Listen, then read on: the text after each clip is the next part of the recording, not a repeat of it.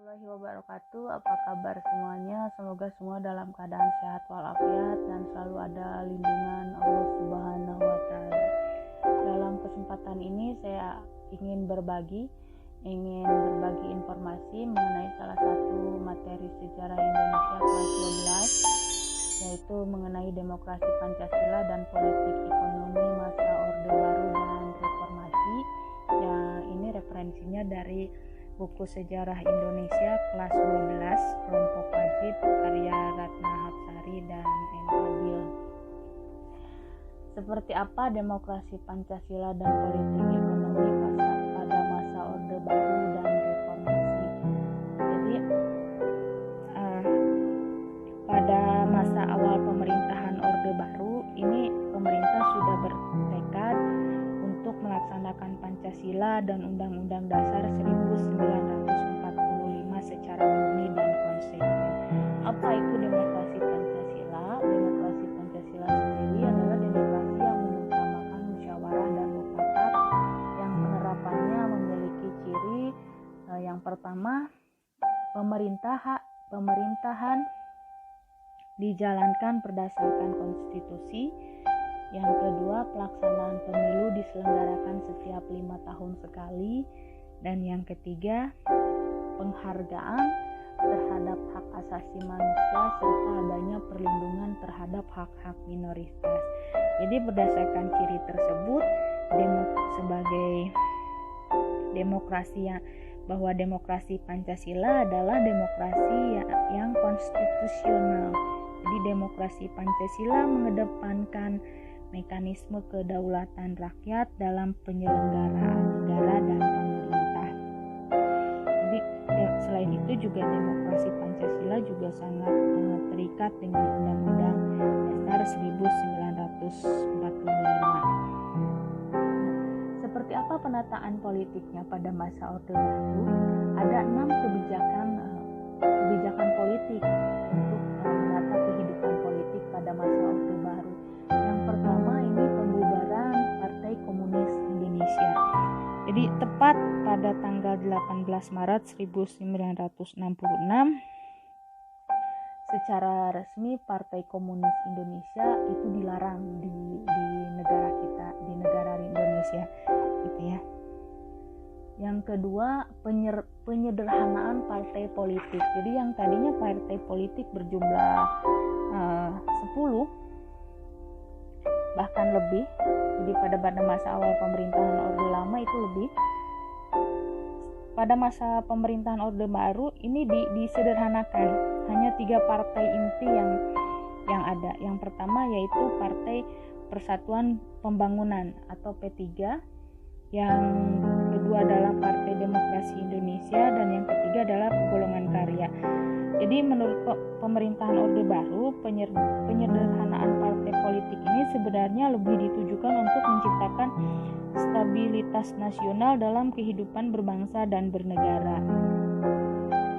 Yang ketiga, pelaksanaan pemilu yang berkesinambungan. Masa Orde Baru ini berhasil melaksanakan pemilu secara berkesinambungan sebanyak 6 kali. Yaitu pertama pada awal tahun 1971, 1977, 1982, 1987, 1992 dan 1997.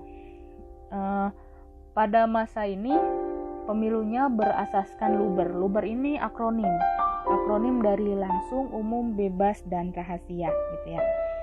Dan dominasi dari Partai Golongan Karya yang selalu memenangkan pemilu telah memungkinkan Soeharto tetap menjadi presiden selama 6 periode.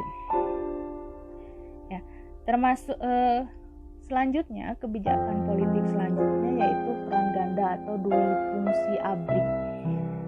Konsep dui fungsi ABRI ini memiliki kemiripan dengan konsep jalan tengah yang dicetuskan Abdul Haris Nasution. Jadi, kedua konsep tersebut sama-sama menyebutkan tentara atau militer memungkinkan untuk masuk ranah politik sipil. Ya. Kebijakan selanjutnya ada pedoman penghayatan pengamalan Pancasila atau P4 yang lebih dikenal pada masa itu kita kenalnya P4 ya. Jadi sejak 1978 pemerintah menyelenggarakan penataran P4 bagi seluruh lapisan masyarakat di Indonesia.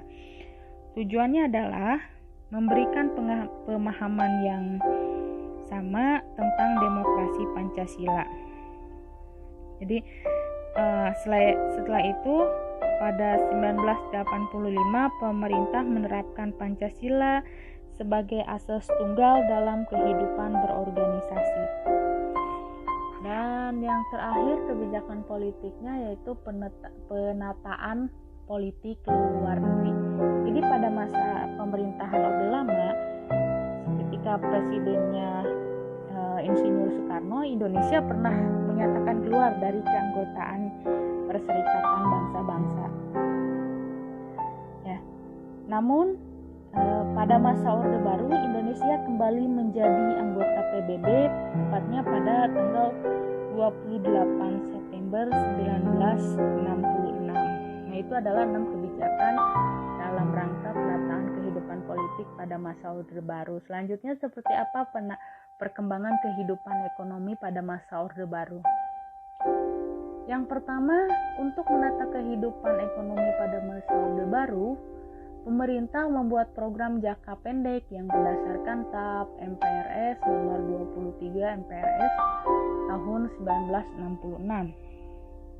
Nah, tujuannya yaitu mengarahkan pada pengendalian inflasi dan usaha untuk melakukan rehabilitasi sarana ekonomi, peningkatan kegiatan ekonomi, dan mencukupi kebutuhan sandang pangan. Selain itu juga pada April 1969 pemerintah menyusun landasan untuk pembangunan 5 tahun, yaitu pembangunan ini dinamakan Rencana Pembangunan 5 tahun.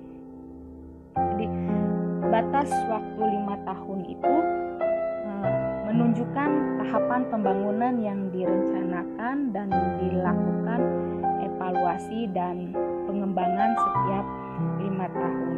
Nah, Repelita tahap pertama ini difokuskan kepada rehabilitasi sarana dan prasarana penting, pengembangan iklim usaha dan investasi. Lalu Repelita tahap 2 dan 3 ini fokusnya kepada perencanaan pertumbuhan ekonomi dan stabilitas nasional serta pemerataan pembangunan dengan menekankan pada sektor pertanian dan industri. Lalu yang keempat sampai kelima, tepatnya tahun 1984 sampai 1994, selain tetap mempertahankan pembangunan sektor pertanian, pembangunan juga mulai meningkat ke sektor industri, khususnya industri yang menghasilkan barang-barang ekspor. Nah, demikian, mudah-mudahan informasi ini bermanfaat. Terima kasih atas perhatiannya.